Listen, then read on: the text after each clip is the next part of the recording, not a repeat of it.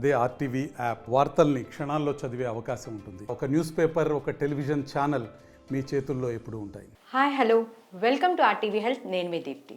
Hello Raghavi గారు. Hi అండి. Good afternoon. Raghavi గారు, పిల్లలు ఈ టాపిక్ తీసుకుంటే చాలా వాస్ట్ అని చెప్పచ్చు, కానీ చాలా ఇంపార్టెంట్ టాపిక్. పిల్లల విషయంలో జనరల్గా అనేస్తూ ఉంటారు మదర్ రెస్పాన్సిబిలిటీ. వాళ్ళు ఫ్యూచర్లో ఏమన్నా తప్పు చేసినా మదర్ కరెక్ట్గా లేదు, మదర్ సరిగ్గా పెంచలేదు, అందుకే ఇట్లా తయారయ్యారు అని అంటారు. కానీ పిల్లల విషయంలో రెస్పాన్సిబిలిటీ ఎవరిదండి? మదర్దా, లేకపోతే నిజంగానే లేకపోతే ఫాదర్దా? మీకు కేసులు వస్తూ ఉంటారు కదా, మీ దగ్గరికి వస్తూ ఉంటారు కదా, మీరు కౌన్సిల్ చేసినప్పుడు పిల్లల విషయంలో అసలు ఎవరు అటెంటివ్గా ఉంటారంటారు? చూడండి, చాలామంది వస్తున్నప్పుడు వాళ్ళు కొంతమంది నీదే బాధ్యత అంటే నీదే బాధ్యత, నీదే బాధ్యత అంటే నీదే బాధ్యత. చూసావా ఎలా ఉన్నాడో మన అబ్బాయి, దీనికి కారణం మొత్తం నువ్వే చూసుకోవాలి. కొంతమంది ఎలా ఉన్నారంటే మంచిగా ఉందనుకోండి, ఫాదర్ సైడ్ మా జీన్స్ వచ్చింది అందుకే అట్లా ఉన్నారు.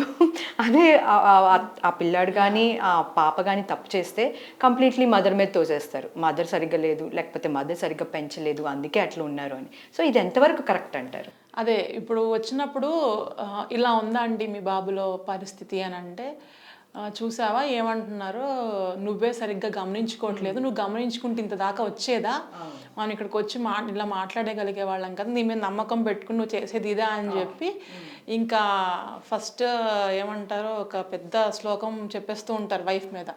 వైఫ్ ఏమో తలదించుకుని ఉంటారు కొంతమంది నాదొక్కటే నా బాధ్యత అని అంటారు. సో ఎందుకంటే ఈక్వల్ ఉంటుంది, ఎందుకంటే వీళ్ళు జాబ్ చేస్తున్నారు, ఇప్పుడు లేడీస్ కూడా జాబ్ చేస్తున్నారు. సో వాళ్ళు ఎలా అంటే అక్కడే గొడవ పడుతూ ఉంటారు. If this is the case, వాళ్ళ ఇంట్లో ఎంత గొడవ పడుతున్నారు ఒక విషయానికి అనేది ఫస్ట్ నేను ఆలోచిస్తాను. దాని ఇంపాక్ట్ ఈ పిల్లవాడి మీద ఎలాగుంది, దాన్ని నేను ఎట్లాగా పోగొట్టే ఎట్లాగా వీడు టర్న్ అవుతాడు, టర్న్ అయ్యాక కూడా వాళ్ళ పేరెంట్స్లో కనుక చేంజ్ రాకపోతే మళ్ళీ ఆ సర్కిల్ మళ్ళీ it come backs to me, మళ్ళీ నాకే వస్తుంది. సో నేను ఒకటి చెప్పినప్పుడు వాళ్ళ లైఫ్లో ఆ సిచ్యువేషన్లో నుంచి నేర్చుకుని మళ్ళీ అలాంటి సిచ్యువేషన్లో వాడు పడకుండా ఉండేలాగా నా కౌన్సిలింగ్స్ లేకపోతే నా ట్రైనింగ్, నా సెషన్స్ ఉంటాయి. సో అలా వచ్చినప్పుడు అంటూ ఉంటే నేను అంటాను, మీరిద్దరు పెళ్లి చేసుకున్నారు కదండి అంటే, అయ్యో భలే వాళ్ళు చేసుకున్నాం కాబట్టేగా పిల్లవాడు ఉన్నాడు అని అంటారు. చేసుకున్నప్పుడు ఇద్దరిది కదా బాధ్యత, ఫ్యామిలీ అంటే ఇద్దరు కదా, మరి మీ ఇద్దరు కలిస్తేనే కదా బాబో పాప వచ్చారు, అలాంటప్పుడు ఇద్దరు ఉండాలి కదా, 50-50 కదా అని. ఒకవేళ మీ ఆవిడ వల్లనే మొత్తం అన్నప్పుడు మీ ఆవిడ ఒక్కతే కనొచ్చు కదా, అసలు పెళ్లితో సంబంధం ఏముందండి, అసలు మగవాళ్ళతో సంబంధం ఏముంది, ఒక ఫాదర్ అనేవాడు అవసరం ఏముంది అంటే, కొంతమంది అంటారు తండ్రి భయం ఉండాలి, తండ్రి భయం ఉంటేనే వాళ్ళు మాట వింటారు, అందుకని మేము ఎక్కువ కలవము, ఎక్కువ మాట్లాడము, సో బాధ్యత మొత్తం ఆడవాళ్ళది, భయపెట్టటానికి అయ్యో నాన్నున్నాడు అంటాకి మాత్రమే మేము, ఎక్కువ మాట్లాడేస్తే మేము కూడా లూజ్ అయిపోతాం కదా, ఈజీగా తీసుకుంటారు మమ్మల్ని అని చెప్పి కొంతమంది అంటారు, కొంచెం ఓల్డ్ స్కూల్ వాళ్ళు. బట్ ఇప్పుడు మనం చూసుకోవాల్సింది కాలమాన పరిస్థితులను బట్టి అన్నీ మారుతూ ఉంటాయి. సో ఈ రోజున పిల్లల ఇంటలెక్చువాలిటీ, వాళ్ళ థింకింగ్ లెవెల్స్, వాళ్ళ ఎక్స్పెక్టేషన్స్ అన్నీ మారాయి. అంతకు ముందులాగా మనం పెరిగినట్టు మన పిల్లలు పెరగాలి అనుకుంటే కుదరదు. కష్టాలు సుఖాలు మనం చూసాం కాబట్టి వాళ్ళు చూడాలి. మా నాన్నను రోజు 4 సార్లు కొట్టేవాడంటే ఇప్పుడు నా కొడుకుని కొట్టాలి, మా నాన్నతో మాట్లాడలేదు కాబట్టి నేను నా కొడుకుతో మాట్లాడకూడదు అంటే కుదరదు. ఇప్పుడు ఏదైనా ఒక అద్భుతం జరగాలి అంటే, ఏదైనా ఒక చిన్న బొమ్మ ఉందండి, ఆ బొమ్మను మీరు తయారు చేయాలి. తయారు చేసినప్పుడు మీరు ఒక్క చేతితో చెక్కుతూ ఉంటే మీకు పర్ఫెక్ట్గా వస్తుందా? మీరు ఒక విజన్ ఉంది, మీకు ఒక విజన్ ఉంది, ఆ విజన్లానే మీరు ఈ బొమ్మను చేయాలనుకుంటున్నారు, ఆ విజన్ ఇట్లా ఉంది మీకు పక్కన టెంప్లెట్ ఉంది, ఆ టెంప్లెట్ని యూజ్ చేసి మీరు చెక్కుతూ ఉంటారు. మీరు రైట్ హ్యాండ్తో చెక్కుతూ ఉన్నప్పుడు ఎంతసేపు చెక్కుతారు అలాగే మీరు?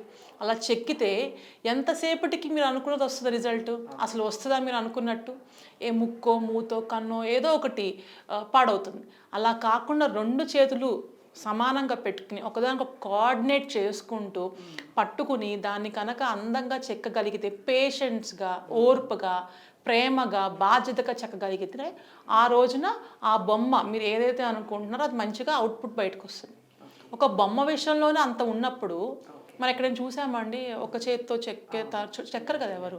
సో ఒక బొమ్మ విషయంలో అలా ఉన్నప్పుడు మనము ఒక పిల్లల విషయంలో ఎలా ఉండాలి? సో బాధ్యత అనేది ఇద్దరిది ఉండాలండి. ఎక్కడ లోపించినా ఏదైనా డిఫరెన్స్. అందుకు కాదని మనం చెప్తున్నాం, అరే మీకు పిల్లలు ఉన్నారు, డివోర్స్ తీసుకోవద్దు, పిల్లలు లేకపోతే మీరు ఎలా ఉన్నా పర్లేదు, పెద్దవాళ్ళు అంటూ ఉంటారు, పిల్లల కోసం మీరు ఉండాలి, పిల్లల కోసం మీరు ఉండాలి అంటారు. పిల్లలు పుడితే మంచిగా ఉంటారు, సెట్ అవుతారులే వాళ్ళు అంటుంటారు. ఎందుకంటారండి ఆ మాట? పిల్లల వల్ల బాధ్యత వస్తుంది, ప్రేమ వస్తుంది, ఓర్పు వస్తుంది. ఈ మూడుటి వలన వాళ్ళకి పిల్లల మీద ఇట్లా ఉండాలి అనుకున్నప్పుడు ఒక పాయింట్కి రావాలి, ఆర్గ్యుమెంట్స్ తగ్గుతాయి. పిల్లల భవిష్యత్తు కోసం వీళ్ళకి పాయింట్కి వచ్చి ఆగాల్సి వస్తుంది. ఆగే పాయింట్లో మీకు అండర్స్టాండింగ్ పెరుగుతుంది. సో మీరు పిల్లలు పుడితే పేరెంట్సే కాదు, you will become a wife and husband also. So పెళ్ళయిన తర్వాత ఒక ఫిజికల్ ఇంటిమసీ ఉంటే వైఫ్ అండ్ హస్బెండ్ అవ్వరు. మీకు ఎప్పుడైతే బాధ్యతలు పంచుకుంటూ ఎప్పుడైతే ఒకరితో ఒకరు ఉంటారో దట్ ఈస్ కాల్డ్ ఇంటిమసీ. ఆ ఇంటిమసీ చూస్తూ పెరిగినప్పుడు మీ పిల్లలు దే విల్ హ్యావ్ హోప్. అంటే లైఫ్లో ఎక్కడో ఒక మంచి ఉంటుంది. సి ఇంటికి వెళ్ళంగానే మా అమ్మ నాన్నతో ఉంటారు, ఆడుకుంటాము. ఒక పాయింట్ ఆఫ్ టైంలో నాకు ప్రపంచం ఎక్కడో కాదు, మా అమ్మ నాన్న దగ్గరే నా ప్రపంచం ఉంది అని పిల్లలకి అనిపించినప్పుడు ఒకసారి ఆలోచించండి. అలాంటి పిల్లలు కనుక పెరిగి పెద్ద అయితే లైఫ్లో ఏదైనా సమస్య వస్తే they will have a strong support, నా పేరెంట్స్ ఉన్నారు కదా అని ఒక ధైర్యం వస్తుంది. ఒక ఫ్యామిలీ అంటే అద్భుతంగా ఉంటుంది కదా అని ఒక నమ్మకం వస్తుంది. సో వాళ్ళకు ఒక ధైర్యం ఉంటుంది, వాళ్ళ లైఫ్లో ఒక స్ట్రాంగ్ పిల్లర్గా ఉంటుంది. సో అలాంటి పిల్లల్ని మనం చెయ్యాలా? లేదంటే ఫ్యామిలీ లేదు, జీవితం లేదు, ఫ్యామిలీలో అమ్మ నాన్న ఇట్లా ఉంటారు, వైఫ్ ఇట్లా ఉంటుంది అని లైఫ్ మొత్తం మిజరబుల్గా ఉండే పిల్లల్ని తయారు చేయాలా మనం? సో ఎవరి దగ్గర ఉంది అది? సో నేను అందుకే ఎప్పుడు చెప్తూ ఉంటానండి, it can be like harsh.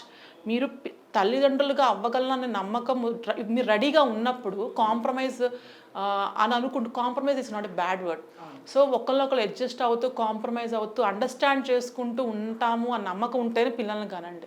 సమాజం కోసమో, లేకపోతే పిల్లల్ని కనకపోతే ఎవరేమనుకుంటారో అనో, లేకపోతే రేపు పొద్దున మనకు చివరి టైంలో ఎవరో చూసుకోవాలనో పెట్టుకోవద్దు. ఓకే, అసలు పిల్లలకి పేరెంట్స్కి గ్యాప్ ఎందుకు వస్తుంది అంటారు? సింపుల్ అండి, టైం. ఇప్పుడు పిల్లల కోసమే సంపాదిస్తున్నాము, పిల్లల కోసమే దాస్తున్నాము. నా కూతురు ఉంది, కూతురు కోసమే ఇంత కష్టపడుతున్నా, నాకు పిల్లలు అబ్బాయి ఉన్నాడు, వాడిని రేపు డాక్టర్ చదివించాలి, దానికోసమే కోట్లు సంపాదిస్తున్నాను అంటారు పేరెంట్స్. బట్ ఆ టైంకి పిల్లలకు కావాల్సింది మీ టైం. మీరు టైం ఇవ్వకుండా వాడు ఏం చేస్తున్నాడు, వాడు బ్రెయిన్లో ఏమవుతుందో, వాడు స్కూల్లోనో ఫ్రెండ్స్తోనో లేకపోతే ఇంకెక్కడైనా వాడు ఏ ఇబ్బంది పడుతున్నాడో, లేకపోతే ఏ ఇంటికి వెళ్తే ఎవరు ఫిజికల్ అబ్యూస్ చేస్తున్నారో అవి కూడా మాట్లాడే టైం పేరెంట్స్ ఇవ్వకపోతే ఈ పిల్లలు ఎక్కడికి వెళ్ళి చెప్పుకుంటారు? మౌనంగా వాళ్ళ సంఖ్యలతో ఉండిపోయి ఆ ఎమోషన్స్ నుంచి బయటికి రాలేక ఆ గ్యాప్ పెరుగుతూనే వస్తుంది. వాళ్ళు ఫైనల్గా మా అమ్మకి మా నాన్నకి వాడికి సరిగా పడదు, నాకు టైం ఇవ్వరు, వాళ్ళు ఎప్పుడు తిరుగుతూ ఉంటారు, కానీ నాకు 1,00,000 రూపాయలు పెట్టి ఏమైనా కొనిస్తారు నాకు అంటే ఆ ఆర్టిఫిషియల్ థింగ్స్ వాళ్ళకి హ్యాపీనెస్ రాదు. ఒక పెద్ద అయిన తర్వాత ఓకే లవ్ అంటే ఇంతేననుకుంటా, ఏదైనా కొని ఇవ్వటమే అనుకుంటా, ఇట్స్ నాట్ అబౌట్ టైం ఇవ్వటం కాదనుకుంటా అని చెప్పి వాళ్ళు వాళ్ళ వచ్చే లైఫ్ పార్ట్నర్స్తో అలాగే ఉంటారు, వాళ్ళు వాళ్ళ పేరెంట్స్తో ఓల్డ్ ఏజ్ ఉన్నప్పుడు అలాగే ఉంటారు. మనమే ఏం చేస్తున్నాము, బీయింగ్ ఏ పేరెంట్ మనమేం చేస్తున్నాము? సో టైం ఇవ్వాలి, అబ్జర్వ్ చేయాలి. అందుకు కాదండి ఈ రోజున ఫిజికల్ అబ్యూసెస్ జరుగుతుంటే పిల్లల మీద, చిన్న ఆడపిల్లలైన మగపిల్లల మీద ఎన్ని బయటకు వస్తున్నాయండి? అంకులో తాతో మామో చేస్తున్నా ఎందుకు పిల్లలు చెప్పలేకపోతున్నారు? ఎందుకు కొన్నాళ్ల పాటు భరిస్తున్నారు? ఇంటికి వచ్చి మళ్ళీ నార్మల్గా ఉండి తినేసి పడుకుంటున్నారు. ఆ పిల్లల చైల్డ్హుడ్లో పేరెంట్స్ పాత్ర చాలా చాలా ఇంపార్టెంట్. లేకపోతే రకరకాల పరిణామాలు మనం చూడాల్సి వస్తుంది. అట్లానే మనం చూసుకున్నట్లయితే కొంతమంది ఏంటంటే మనం కష్టాలు పడ్డాం, లేకపోతే చాలా ఎకనామికల్గానో లేకపోతే ఫైనాన్షియల్గానో కష్టాలు పడ్డాం, మన పిల్లలు అలా ఉండకూడదు. సో మనకి ఏమైనా ప్రాబ్లం ఉన్నా కూడా వాళ్ళతో షేర్ చేసుకోకూడదు, వాళ్ళకి చెప్పకూడదు, వాళ్ళకి ఏది కావాలంటే అది ఇచ్చేసి పెంచాలి అని అనుకుంటూ ఉంటారు. అది అసలు ఎంతవరకు కరెక్ట్ అంటారు? పిల్లలకి మనం ఏం ఫేస్ చేస్తున్నామో ఫ్యామిలీలో ఆ ప్రాబ్లం ఎంతవరకు చెప్పడం కరెక్ట్ అంటారు?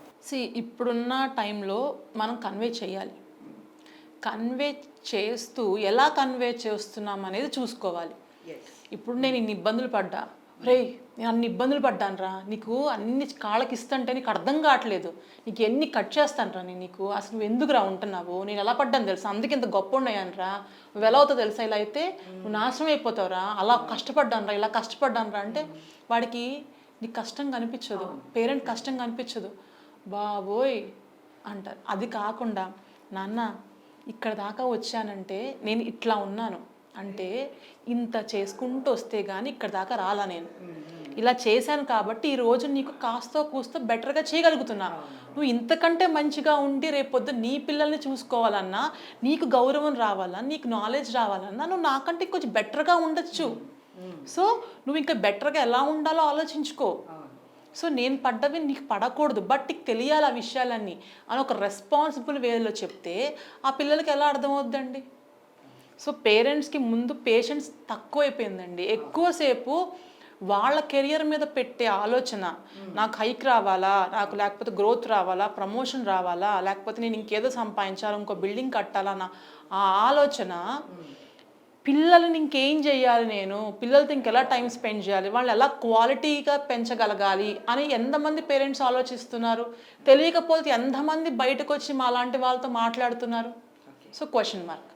సో ఈ క్వశ్చన్ మార్క్స్కి ఆన్సర్ వచ్చిన రోజున పిల్లలకి పెద్దలకి ఆ గ్యాప్ తగ్గిన రోజున ఆ కన్వేయింగ్ డెఫినెట్గా మారిపోతుంది. థ్యాంక్ యూ రాఘవి గారు, thank you so much. Thank you అండి. సో చూశారు కదండి, ఇది ఇవాల్టి మన ఇంటర్వ్యూ. తిరిగి మళ్ళీ మరో ఇంటర్వ్యూతో మళ్ళీ కలుద్దాం. అంతవరకు కీప్ వాచింగ్ RTV. మరిన్ని వీడియోస్ కోసం ఛానల్ ని సబ్స్క్రైబ్ చేయండి. లేటెస్ట్ అప్డేట్స్ కోసం వాట్సాప్ ఛానల్ ని ఫాలో చేయండి. అండ్ లింక్ డిస్క్రిప్షన్ లో ఉంది.